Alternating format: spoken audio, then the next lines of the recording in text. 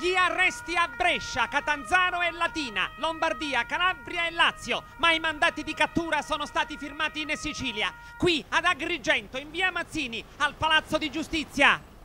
Sì, perché i presunti reati sono stati forse organizzati altrove, ma sono stati commessi qui, a Lampedusa, esattamente nel momento in cui i clandestini hanno poggiato piede sull'isola agrigentina, frontiera dal continente africano verso l'Europa.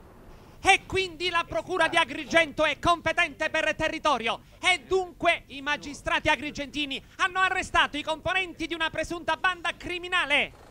Si tratterebbe di tour operator impegnati ad organizzare i viaggi clandestini di centinaia di stranieri dall'Africa.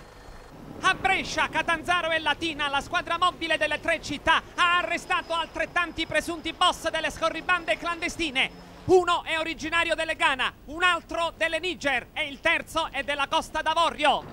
Sarebbe stata sgominata la cellula italiana del gruppo di scafisti a lavoro in Libia, da sempre trampolino di lancio verso Lampedusa di migliaia di immigrati.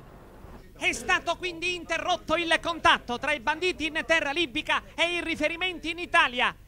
Le indagini si sono avvalse anche delle dichiarazioni di numerosi africani sbarcati a Lampedusa e poi ospiti di strutture ricettive disseminate in tutta Italia. Una rete informativa che ha sollevato il velo sul business dei trafficanti di uomini e spesso anche di morte.